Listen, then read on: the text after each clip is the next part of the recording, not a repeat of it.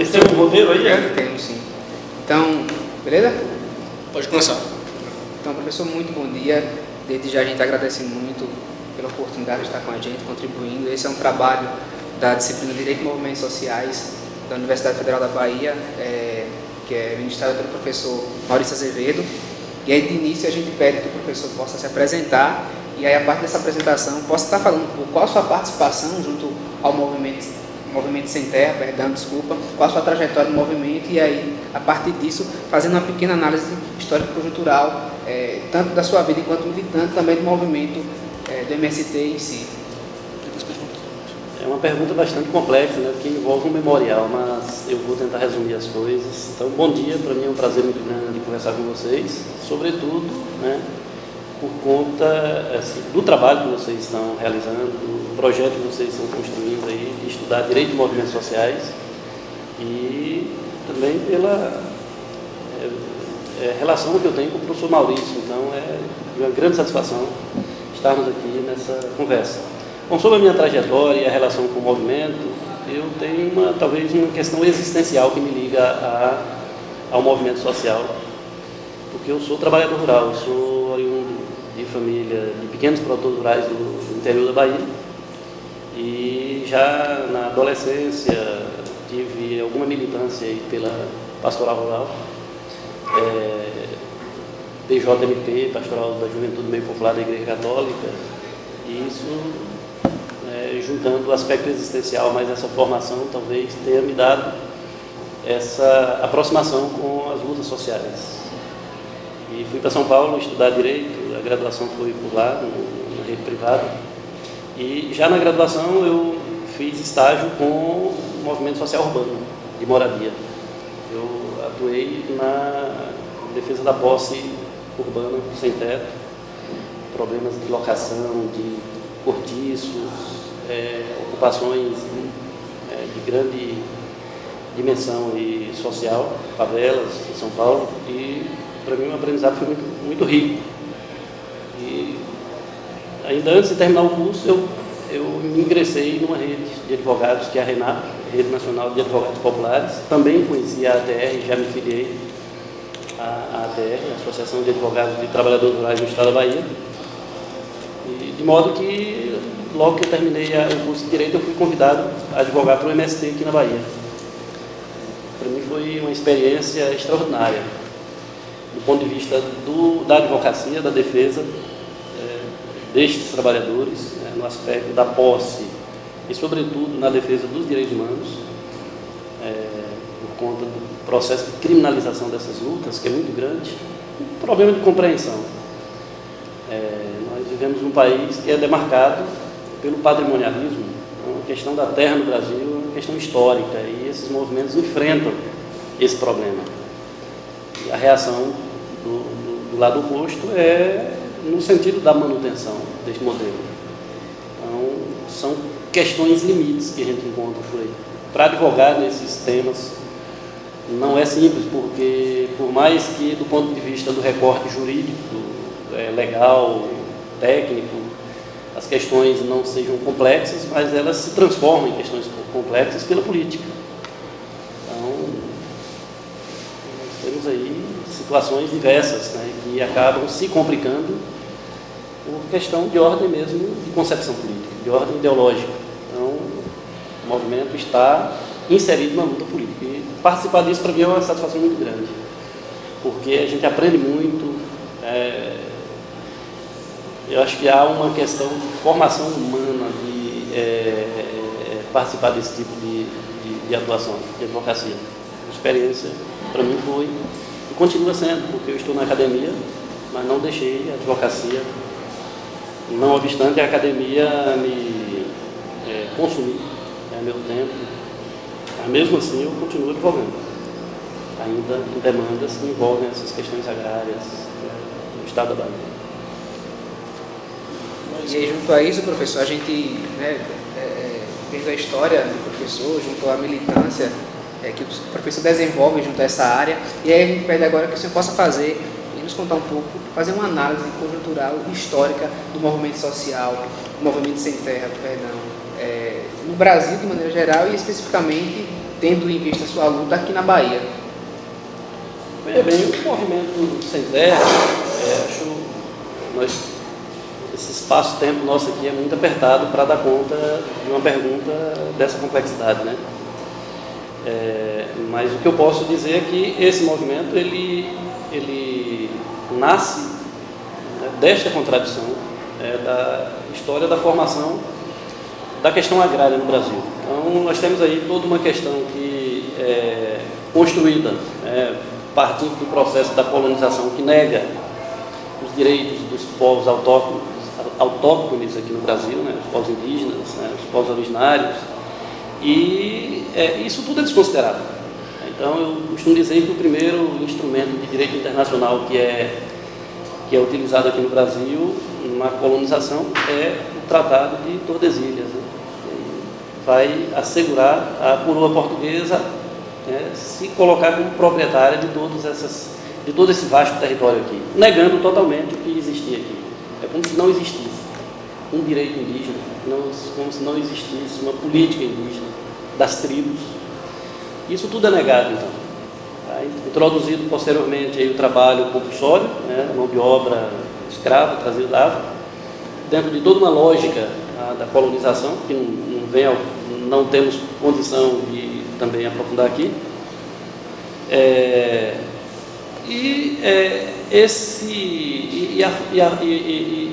Toda essa formação se dá através da plantation, né? Então, nós temos aí um sistema colonial fundado na mão de obra escrava, no latifúndio, na monocultura e com fins de exportação. Então, o Brasil se constrói a partir, a construção se dá a partir daí. Evidentemente que desde esse período colonial nós já temos aí as resistências. Então, os indígenas resistiram, do seu modo. Mas nós sabemos que o colonizador veio para cá com a pólvora, então é uma luta desigual do ponto de vista dessa correlação de força física, inclusive. Os negros também resistiram à escravidão no Brasil. Então nós temos experiências de lutas já nesse período, lutas isoladas, cada luta do seu modo. Com a proclamação da República no Brasil, nós passamos aí a conhecer outras experiências aí, também de lutas e movimentos sociais, né? A exemplo, os mais famosos aqui, Canudos, aqui na Bahia, Contestado, lá no Sul, são movimentos também regionalizados, localizados, que vão se defender, então, desse sistema perverso que é colocado aí, porque a República no Brasil ela manteve as contradições de uma sociedade de exclusão social. Nós vamos conhecer mais próximo de nós aí outras lutas, a exemplo das ligas camponesas aqui no Nordeste. E para falar do MST, talvez seja interessante pensar a partir dessas experiências mais remotas, mas essa mais próxima de nós, que são as ligas camponesas do Nordeste, que acontecem nos anos 60, como processo de resistência, inclusive, contra o Estado total, a ditadura civil-militar no Brasil, e que não mediu esforços no sentido de dizimar também essas lutas. As ligas camponesas foram organizadas, lideradas, dentre outros, por Elizabeth Teixeira, que ainda está viva. Estive com ela recentemente lá em João Pessoa, com estudantes de direito lá da UFES, da Turma Elizabeth, que agora recebeu o nome de Turma Elizabeth Teixeira, em homenagem a ela. Também o nosso colega advogado Francisco Juliano, além de outros que participaram de tudo aquilo ali. Então é um movimento que inspirou o MST, mas um movimento também regionalizado. O MST, depois de todo esse período da ditadura que dizimou as lutas sociais do Brasil, com a reascensão dessas lutas no Brasil, aí, com o processo de abertura democrática, então começam a surgir, ressurgir os movimentos sociais. O MST nasce nesse novo contexto, como um movimento de caráter nacional, com um modelo de organização que tenta garantir algumas características que permitem, então, enfrentar grandes problemas, né, evitando aquele risco do isolamento. É um movimento que se organiza nacionalmente para enfrentar o problema do latifúndio no Brasil, para lutar para realizar a reforma agrária no Brasil. E não é um conceito simples, não significa tão somente a distribuição da terra. Então o movimento nasce ali, no final dos anos 70, início dos anos 80, tá, com as primeiras grandes ocupações de terra no Brasil, e o movimento vai justamente fazer isso. Muda a estratégia de luta pela terra no Brasil. Ao invés de fazer aquela luta tão somente de bater na porta das autoridades, fazer passeata nas ruas, o movimento resolve ir para dentro do latifúndio. E essa chegada do movimento no latifúndio vai chamar a atenção, porque cria um impacto muito grande, a reação é muito grande e o Estado tem que dar uma resposta. E isso vai, talvez, um dos grandes protagonismos do movimento se dá justamente por essas estratégias que ele utiliza, né, de realizar esses atos públicos, né, de ocupação do latifúndio, para chamar a atenção do Estado e da sociedade, para dizer, olha, aqui há imóveis que não cumprem a função social. E agora buscando, inclusive, realizar as promessas, né, da Constituição de 88, né, que reafirma aquilo que já estava, de algum modo, na legislação anterior, mas agora de forma mais ampliada,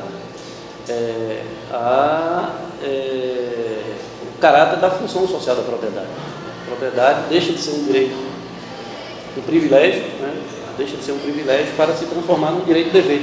Então, ser proprietário não significa mais tão somente aquilo que era o modelo do Código de 1916, né? O direito absoluto, né?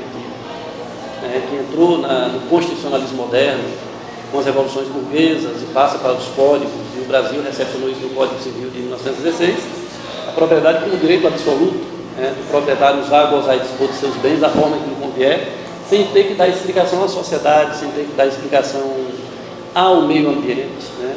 Enfim, a propriedade agora tem que cumprir a função social. Então, não é uma escolha do proprietário, é uma obrigação. Então, onde se insere no dispositivo, e o movimento tem consciência disso. Então, as lideranças do movimento estudam, e eles sabem que eles têm direito na Constituição, eles sabem o que significa a função social da propriedade, e eles estão, inclusive, cobrando do Estado isso. Só que aí há reações. Então, o processo de criminalização é muito forte, porque quando eles fazem esse tipo de luta, eles são acusados de fora da lei, baderneiros, de arruaceiros, de invasores, esbulhadores da posse alheia, e um processo já num estágio um pouco mais avançado de criminalização, eles passam a ser acusados de formadores de quadrilha, bando, até mesmo de atos terroristas, né? Então nós temos aí, as acusações são as mais diversas, né, contra as lideranças e as pessoas simples do povo que estão lá nos acampamentos do Sem Terra. Isso é mais ou menos uma síntese bem apertada, sem muita pretensão acerca de como é que eu vejo esse processo histórico de formação, mas acho que vocês, ao longo da disciplina, têm muito mais condição de fazer um estudo detalhado. Professor Clóvis, durante a sua fala sobre a questão da análise histórica e conjuntural, o professor já acabou entrando também um pouquinho no nosso próximo ponto, na nossa próxima pergunta, ao citar a Guerra de Canudos, né? A citar o exemplo de Canudos que aconteceu aqui na Bahia, onde as pessoas se organizaram em torno de Antônio Conselheiro, buscando uma sociedade mais justa, igualitária, e criando suas próprias regras e fazendo um movimento que cresceu de tamanha proporção, que o Estado veio reprimir, assim como também o professor citou a questão das ligas camponesas acontecidas aqui no Nordeste, que serviram, segundo a fala do professor, de base para depois a criação e o surgimento do MST. E aí a nossa próxima pergunta é exatamente isso. Qual a relação do movimento Sem Terra com o governo? Como se dá essa relação e se existe essa relação, primeiramente? Olha, analisando já diretamente o MST e outros movimentos aí da luta pela terra, também movimentos de caráter mais sindical no Brasil, na conjuntura que nós vivemos aí, de longo período, eu costumo observar o seguinte: é um modo meu de olhar hoje a conjuntura do movimento social. Tá? Pela experiência que eu tenho do movimento, eu vi durante um bom período o movimento lutando fora do Estado para cobrar do Estado a realização das políticas públicas. Então, o Estado, como responsável por realizar a reforma agrária, por realizar certas políticas públicas, mas que não o fazia.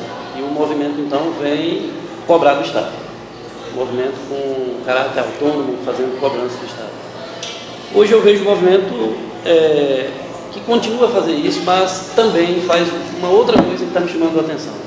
Não a mim, mas os analistas. Que parece-me que o movimento está, em grande medida, nas entranhas do Estado. Está disputando, continua disputando políticas públicas, mas agora me parece que em boa parte dessas disputas, boa parte se dá por dentro. Então nós temos aí várias lideranças, por exemplo, do movimento hoje ocupando cargos de Estado. Nós temos deputado, nós temos secretário, aqui no Estado da Bahia, de modo mais específico, nós temos um deputado federal, já foi estadual, já foi secretário, está entrando agora para o segundo mandato do deputado federal, o deputado Valmir Assunção. A Vera Lúcia, liderança também do MST, hoje secretária de Estado aqui na Bahia, secretária da Mulher. Então nós temos lideranças ocupando, alguns vereadores no interior, secretários, prefeituras. Então isso desperta a curiosidade do sociólogo. Não é meu caso, eu não tenho esse olhar tão apurado para essas coisas, mas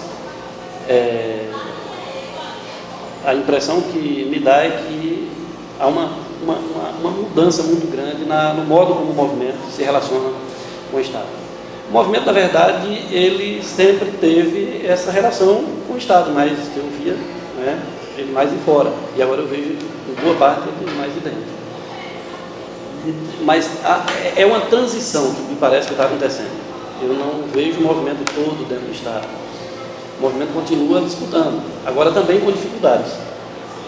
Porque o MST, por exemplo, e outros movimentos que lutam pela reforma agrária, como o Movimento Certo aqui no Estado da Bahia, MLT, que tem uma relação mais direta com a reforma agrária, esses movimentos, num período de maiores crises socioeconômicas no Brasil, eles contavam com pessoas que estavam passando fome e que procuravam os movimentos, ou que eram procurados pelas lideranças dos movimentos para se organizar para a luta pela terra, como um momento assim que permitisse conseguir primeiro suprir as necessidades vitais assim, básicas, de comida, por exemplo. Então, essas pessoas iam para os acampamentos. E ali eles viam no acampamento, provavelmente no primeiro assentamento, a possibilidade dele resolver o problema da fome. Agora, com as políticas sociais dos últimos governos no Brasil, pegando aí o período Lula e 2 mandatos, período Dilma, primeiro mandato, as políticas que, na minha concepção, não são políticas de um Estado de bem-estar social no Brasil. O Brasil nunca teve um Estado de bem-estar social. Esse é o meu modo de ver, pode ser que alguém pense diferente. São políticas compensatórias, mas que alteraram esse quadro significativamente. Se as lideranças dos movimentos hoje procuram pessoas naquelas condições que eles encontravam aí há 10, 12, 15 anos, 20 anos, para fazer esse tipo de luta, provavelmente não vão encontrar. E parece-me que está acontecendo esse fenômeno, do esvaziamento dos acampamentos. Eu não sei como é que as lideranças dos movimentos, porque hoje eu estou na academia, não estou muito diretamente acompanhando, parece-me que as lideranças dos movimentos precisam ou estão repensando as suas estratégias de luta. Até porque também o próprio conceito de reforma agrária está sendo repensado, ressignificado. O último congresso do MST teve, inclusive, como tema central a nova concepção de reforma agrária. O que significa reforma agrária hoje? O modelo tradicional de reforma agrária está sendo colocado em causa. E os movimentos estão percebendo a necessidade de reconstruir a própria concepção de reforma agrária. Então, assim, eu vejo como uma questão extremamente complexa, né? Essa coisa da relação do movimento com o Estado, que vai, na verdade, ressignificando os próprios movimentos, ressignificando a luta. E assim, qual é o saldo, na verdade, do movimento? Isso eu vejo assim como uma problematização. Qual é o saldo, né, que os movimentos podem ter dessa relação, dessa mudança de relação com o Estado? Há mais ganhos, né, ou mais perdas? Essa é uma questão, né, para se colocar. Eu vou aproveitar para fazer uma pergunta sobre esse assunto. Então, quando o senhor acredita que ele sai do confronto direto das ações diretas na rua mesmo, para entrar nas ações do Estado, institucionalizando o movimento, será que fica mais fraco o movimento a partir da institucionalização, saindo do confronto direto? Olha, eu tenho assim, várias dúvidas com relação a isso. Eu penso que o movimento precisa, eu acho que para o movimento, eu acho mais interessante ele garantir sua autonomia em relação ao Estado. Eu acho que não dá para confundir movimento com o Estado. E se o movimento começa a se confundir com o Estado, eu acho que é um grande equívoco para a luta dos movimentos sociais. Acho que Estado é Estado, movimento é movimento. Tá? Eu acho que relação movimento-Estado é uma coisa, confusão movimento-Estado é outra coisa. Eu acho que se o movimento partir para se confundir com o Estado, aí é a derrota do movimento. Exatamente. Porque o Estado ele tem outra lógica na sua própria constituição. Então, o movimento perde a autonomia. Isso é problemático para os movimentos sociais. Professor, entrando agora na parte da discussão do movimento sem terra, com a questão jurídica, né, com a questão das leis, a nossa pergunta é como é que se dá essa articulação do movimento dentro e fora do âmbito jurídico? Como se procede e como eles são assessorados? Como o movimento é assessorado? O movimento sempre encontrou muita dificuldade de se relacionar com um marco regulatório, por assim dizer, do Estado. Então, usar o termo aqui de Milton Santos, formulário, né, jurídico. Por vários motivos, né? Primeiro porque o direito, nós conhecemos historicamente, o direito é uma área, um campo de elite, que tem essa elitização não se processa só pelo recorte socioeconômico das pessoas que estão na área. Ministros, desembargadores, magistrados, advogados, procuradores, enfim, os profissionais do campo do direito, né? Não só por esse recorte, mas pela própria formação. A formação jurídica é uma formação que é pautada por uma linguagem que distancia. Então, não toca só o movimento, mas o povo em geral tem muita dificuldade de se relacionar com esse campo do direito. Certa feita, o professor Vará, Luiz Alberto Vará, filósofo, ministrando o curso para desembargadores, ele perguntou: vocês decidem para quem? E a resposta foi imediata: para as partes. Como se fosse claro que é para as partes. O filósofo perguntou de novo: e as partes entendem que vocês decidem? Aí não tem mais resposta, silêncio total. E por que não tem resposta? Porque a primeira pergunta, a resposta estava errada também. Porque respondeu o filósofo: vocês não decidem para as partes, vocês decidem para vocês mesmos, para os advogados, os promotores, porque são estas pessoas que entendem essa linguagem. O povo não entende essa linguagem. Essa linguagem não foi feita para o povo. Então, não foi feita para o sem terra. O sem terra não tem espaço nos tribunais, como regra. Não tem espaço no campo jurídico. Existe uma barreira, né, que distancia o povo do campo jurídico. Isso é um dos problemas. Agora, eu não quero aqui também só falar de problema. Eu acho que tem conquistas importantes aí no campo do direito, fruto das lutas sociais, porque o direito é um campo de disputa, né? Vamos dialogar com o Bourdieu, né? Então, nós estamos aí verificando que neste processo de lutas, conquistas importantes vão acontecendo. A Constituição brasileira de 88 é resultado desse processo. Nós temos ali uma correlação de forças. Resultado dessa correlação de forças é o que compõe a Constituição, que é um mosaico. Ali eu tenho a bota do latifundiário dentro da Constituição, eu tenho o lobby das imobiliárias dentro da Constituição, do empresariado dentro da Constituição, mas temos também as lutas desse povo todinho, das mulheres, dos indígenas, dos afrodescendentes, do sem teto, do sem terra. Então, o que eu costumo dizer é que quando esse povo luta, esse povo está com a Constituição na mão. O Estado aqui, por vezes, está fora da Constituição e, às vezes, a maioria dos proprietários, né, os grandes proprietários, estão também fora da Constituição, porque não cumprem a Constituição.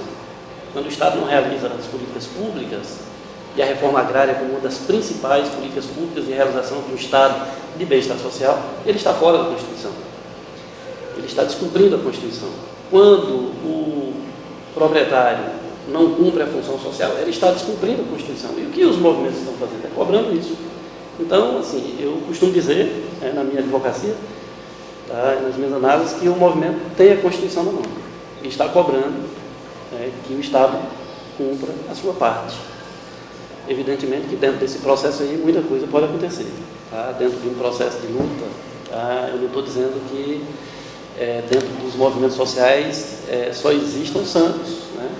As pessoas são pessoas comuns, que cometem também seus equívocos de ordem de avaliação, de ordem de ação. Né? Às vezes cometem também deslizes, descumprem também a lei, muitas vezes, descumprem as regras do direito. E não estou também querendo dizer que descumprir a lei seja um crime, não necessariamente. Você pode ter descumprimento da lei que seja necessária para a realização do direito. O ato de desobediência civil diante, por exemplo, de uma lei opressora, é um ato, na minha concepção, um ato de grandeza. E aqui eu lembro Henri David Thoreau, quando dizia que a lei nunca fez os homens nem um pouco mais justos.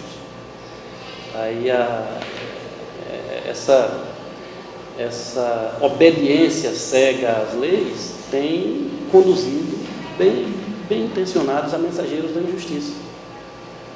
E trago mais uma reflexão do Roberto Lira Filho, né, quando ele desconstrói as concepções dominantes, predominantes do direito, dessas grandes correntes positivistas e justnaturalistas em torno do direito. E quando ele vai, então, para as suas conclusões na busca de construir uma concepção de direito, ele vai e diz, olha, o direito é a enunciação dos princípios de uma legítima organização social da liberdade, que pode estar ou não na lei. Se a lei transporta esses princípios de liberdade, isso é direito.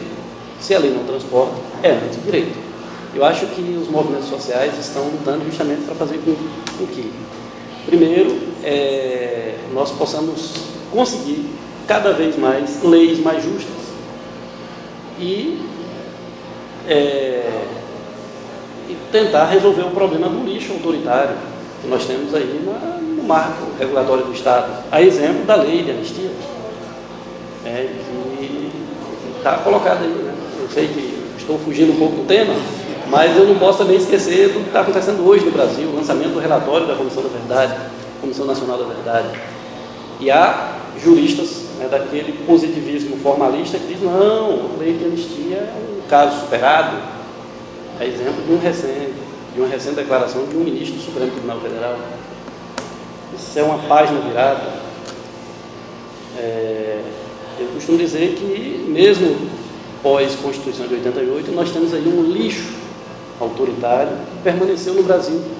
Eu acho que essas lutas sociais elas vão contribuir para fazer a limpeza desse lixo autoritário. Tá?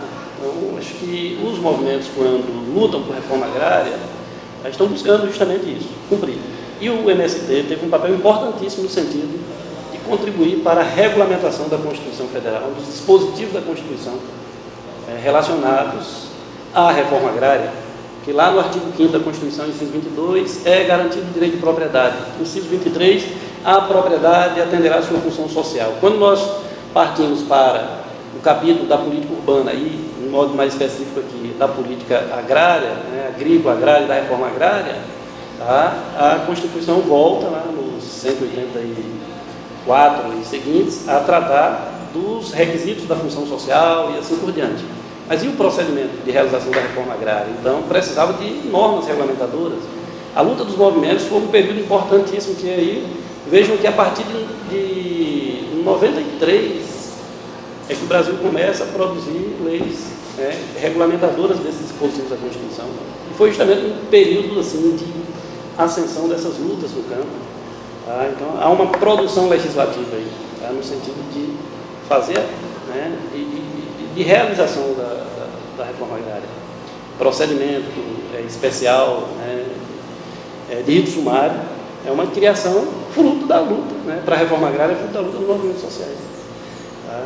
Por exemplo, o juiz agrário hoje, tá? Da vara agrária hoje, quando ele recebe uma ação de desapropriação de imóvel rural para fins de reforma agrária, ele está autorizado a conceder uma medida liminar, tá? Se os requisitos estiverem preenchidos, para imediatamente o INCRA se emitir na posse do imóvel. Isso foi uma conquista do movimento social. Uma outra grande conquista, nesse campo jurídico, foi a possibilidade dos próprios filhos ou os próprios assentados poderem entrar na universidade, na educação formal, através de um programa de Estado. Foi criado no Brasil, aí, graças a essas lutas, o PRONERA, o Programa Nacional de Educação na Reforma Agrária. E graças a esse programa nós já tivemos, assim, desde a alfabetização até o doutorado, pessoas, nós temos hoje, tá? Pessoas oriundas de acampamentos, de assentamentos da Reforma Agrária, tá? E de outras experiências ligadas à terra, formadas, passaram desde a alfabetização até chegar ao doutorado, através de financiamento do governo federal pelo Programa Nacional de Educação na Reforma Agrária. PRONERA. E o PRONERA avançou a tal ponto de nós conseguirmos agora também turmas no campo do direito, que é um campo extremamente, como eu já disse lá no início da conversa, muito elitizado. Historicamente, o direito serviu para formar coronéis. Então, imagina sem terra entrar numa faculdade de direito. É um impacto muito grande, né? É uma afronta. E isso é tão evidenciado no Brasil, tá? A ponto de nós, quando conseguimos a primeira turma de direito, oriunda dessas demandas aí, na Universidade Federal do Goiás, o Ministério Público Federal ingressou com uma ação, pedindo a nulidade do curso, do projeto, do convênio, do INCRA com a Universidade Federal. Porque se dá através do convênio. Então, o governo federal disponibiliza o recurso através do MDA, do INCRA, mas é preciso que universidades públicas, acolham esses projetos.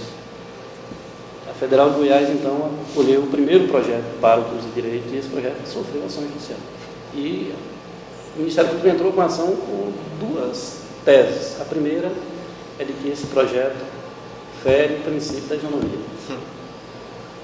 Segundo argumento é de que seria ilegítimo destinar recursos do Estado, recursos da reforma agrária, para a formação das pessoas em direito, porque esse recurso aí deveria ser colocado lá para cuidar da questão da terra. Direito é um curso com vocação eminentemente urbana. Então, esse é o segundo argumento. Então, foram esses dois argumentos. E conseguiu vitória na primeira instância. Tá? Mas o INCRA, a universidade e a própria turma recorreram e conseguiram êxito no tribunal. Então, a turma já se formou Nós já temos advogados oriundos dessa turma. Já temos aí uma pós-graduação em andamento, já quase terminando, uma pós-graduação lá do Censo, lá na Federal de Goiás. E já uma nova turma também prevista para ser realizada lá. E nós temos aqui na UNEV uma turma em andamento, que está indo já para o 5º semestre, e uma turma na UFES. Eu sou professor das duas turmas. Para mim está sendo assim, extremamente gratificante encontrar esse povo agora estudando direito. Tá? Porque eu comecei a minha advocacia no movimento encontrando boa parte desse povo na delegacia, na prisão. E agora encontrar na sala de aula estudando direito é extremamente gratificante, né? Poder discutir com eles o código aqui na sala de aula, e não com o delegado só, lá na delegacia, com o juiz lá no fórum, com o desembargador no tribunal, se ele tem direito ou não tem direito, se ele quer saber o que significa essa linguagem nossa. Né? Eu acho que agora ele pode participar disso, na condição também de estudante, amanhã de bacharel, em direito, advogado, enfim, professor, quem sabe. Tudo isso é possível, então, graças a essas lutas. Então, assim, ao mesmo tempo que nós temos esse distanciamento, porque também o movimento tem uma certa dificuldade de se aproximar, porque, já que é um campo muito distante dele, é um campo elitista, historicamente, o direito serviu para a burguesia, o movimento tem uma formação a partir de uma outra visão do materialismo, do marxismo, então olha para esse povo de direito assim, de forma atravessada. Mas agora o movimento está percebendo que no campo do direito também é possível conseguir resultados. Não muitos, né? Mas alguns resultados significativos. Professor, tendo em vista o seu tempo, né, que está se esgotando, a gente tem uma última pergunta, que é rapidinho mesmo, só para o professor poder falar um pouco das principais ações diretas do movimento e qual um fato da sua vida enquanto militante também, que marcou, ligado a essa questão do movimento sem terra. As ações seriam no campo... As ações diretas que o movimento tem feito. Olha, pegando aqui o estado da Bahia, eu tive a oportunidade de acompanhar algumas ações que me chamaram muita atenção. Uma delas, inclusive, eu discuto na minha dissertação de mestrado, que foi uma ocupação do MST na cidade, no município de Itajubá, e lá a magistrada concedeu a medida liminar numa ação de manutenção de posse em favor dos proprietários, e o oficial de justiça compareceu ao local para fazer o cumprimento da decisão. Os integrantes do movimento cantaram o hino do movimento, hastearam a bandeira e tal. O oficial de justiça registrou tudo isso e entendeu que isso significaria ato de resistência e desobediência à ordem judicial. Não quiseram sair. Então, a magistrada, com base nessas informações, e o oficial de justiça disse o seguinte: olha, uma pessoa que não quis dizer o nome, mas se auto-identificou como Mané, é o que estava mais à frente, então foi identificado como líder. Então, a juíza, com base nessas informações, os próprios autos da ação de manutenção de posse, considerando a prática de vários crimes, um despacho, a caneta, dentre eles desobediência e resistência, decreto a prisão de Mané e demais, e aí expediu um mandado de prisão, uma prisão preventiva decretada nos autos de uma ação de manutenção de posse contra Mané e demais. Isso me chamou muita atenção, porque marcou muito, porque isso gerou um clamor na cidade. O oficial de justiça decidiu quem seriam as pessoas a serem presas. Então, qualquer pessoa que tinha tendência de esquerda dentro da cidade, por exemplo, o presidente do PT, que não tinha nenhuma relação na época com o MST, não era ocupante, não era liderança direta do MST, o presidente do PT foi procurado para ser preso também, porque o oficial de justiça decidiu quem é que iria para a cadeia. E prendeu nessa operação 11 pessoas. Foi bem interessante isso, porque chamou a atenção da cidade, a maioria, todos filhos da cidade, pessoas da periferia, presos como arruaceiros, como perigosos e assim por diante. Um deles, depois, foi fazer agronomia. O movimento trabalhou essas pessoas de tal modo que um deles, que era semi-analfabeto, estudou e foi para o curso de agronomia pelo Pronera. Depois morreu num acidente. Interessante que eu observei, isso me chamou muita atenção, porque é uma pessoa que eu tirei da cadeia como arruaceiro, perigoso, invasor. Quando ele morreu no acidente, como estudante de agronomia, ele foi recebido na cidade como uma pessoa das mais ilustres da cidade, no velório na Câmara Municipal da cidade. Isso jamais teria acontecido com ele se ele não fizesse parte de um movimento. Evidentemente que poderia acontecer por outros motivos, né? Ganhado na loto, virado um Pelé da vida, mas acho que o movimento resgata as pessoas. Acho que o movimento tem uma característica de adquirir identidade das pessoas. Isso me chamava muita atenção.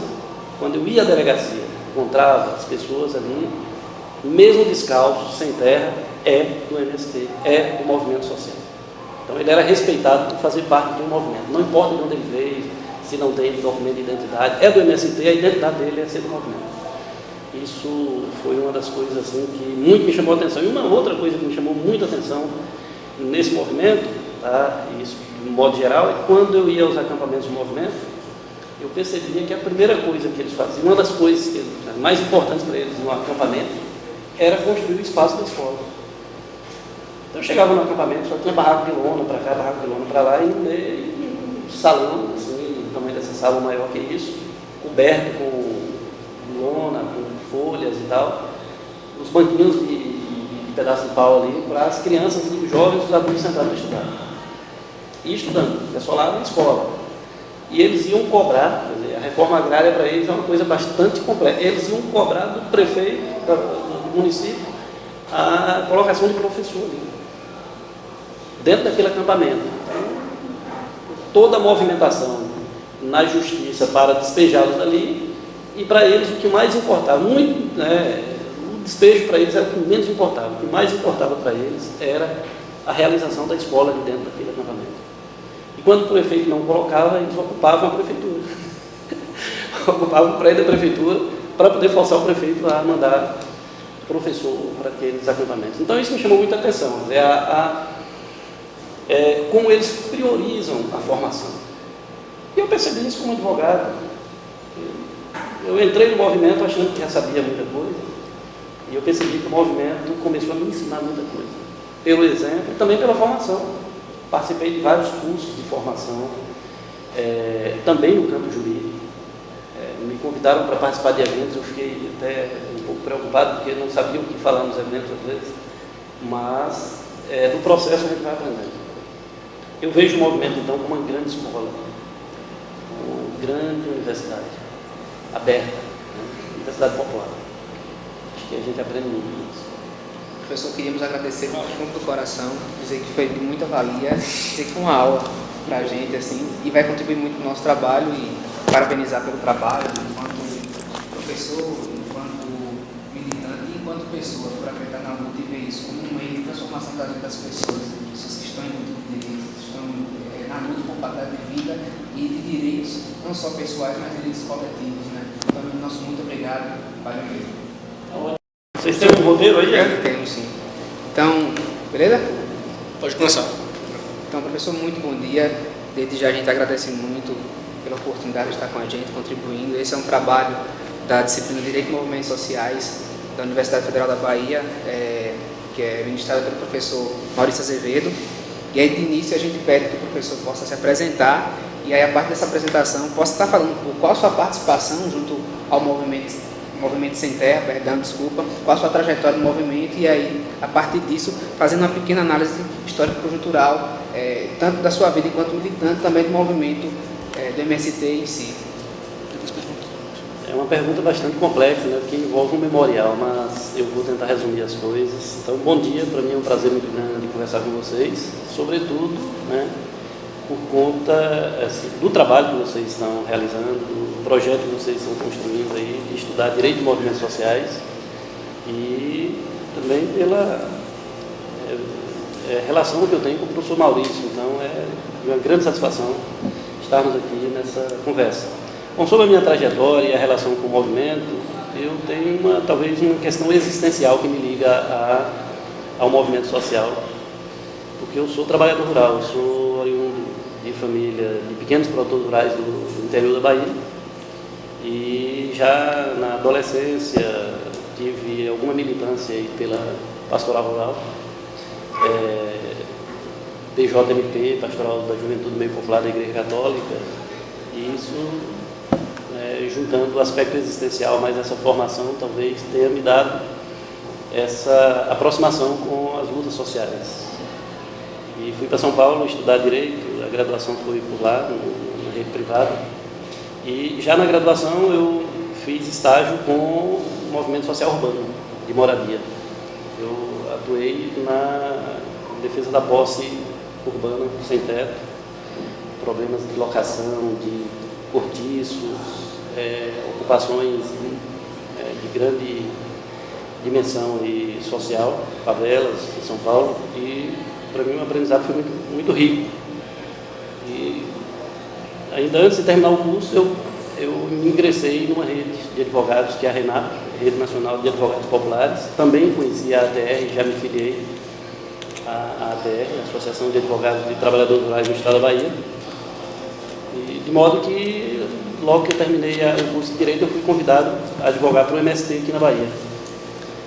Para mim foi uma experiência extraordinária, do ponto de vista da advocacia, da defesa destes trabalhadores, no aspecto da posse e, sobretudo, na defesa dos direitos humanos, por conta do processo de criminalização dessas lutas, que é muito grande, um problema de compreensão. Nós vivemos num país que é demarcado pelo patrimonialismo. Então, a questão da terra no Brasil é uma questão histórica, e esses movimentos enfrentam esse problema. E a reação do lado oposto é no sentido da manutenção deste modelo. Então, são questões limites que a gente encontra por aí. Para advogar nesses temas não é simples, porque por mais que do ponto de vista do recorte jurídico, legal, técnico, as questões não sejam complexas, mas elas se transformam em questões complexas pela política. Então, nós temos aí situações diversas, que acabam se complicando por questão de ordem mesmo de concepção política, de ordem ideológica. Então, o movimento está inserido na luta política. E participar disso, para mim, é uma satisfação muito grande, porque a gente aprende muito. Eu acho que há uma questão de formação humana, de participar desse tipo de atuação, de advocacia. A experiência, para mim, foi e continua sendo, porque eu estou na academia, mas não deixei a advocacia, não obstante a academia me consumir meu tempo, mas mesmo assim eu continuo advogando, ainda em demandas que envolvem essas questões agrárias no estado da Bahia. E aí, junto a isso, professor, a gente, vendo a história do professor, junto à militância que o professor desenvolve junto a essa área, e aí a gente pede agora que o senhor possa fazer e nos contar um pouco, fazer uma análise conjuntural histórica do movimento social, do movimento sem terra, no Brasil de maneira geral e especificamente tendo em vista a sua luta aqui na Bahia. Bem, o movimento sem terra, esse espaço-tempo nosso aqui é muito apertado para dar conta de uma pergunta dessa complexidade, mas o que eu posso dizer é que esse movimento ele nasce desta contradição da história da formação da questão agrária no Brasil. Então, nós temos aí toda uma questão que é construída partindo do processo da colonização, que nega os direitos dos povos autóctones aqui no Brasil, os povos indígenas, os povos originários, e isso tudo é desconsiderado. Então, eu costumo dizer que o primeiro instrumento de direito internacional que é utilizado aqui no Brasil, na colonização, é o Tratado de Tordesilhas, vai assegurar a coroa portuguesa se colocar como proprietária de todo esse vasto território aqui, negando totalmente o que existia aqui. É como se não existisse um direito indígena, como se não existisse uma política indígena das tribos. Isso tudo é negado, então. Tá? Introduzido posteriormente aí o trabalho compulsório, né, mão de obra escrava, trazida da África, dentro de toda uma lógica da colonização, que não temos condição de também aprofundar aqui.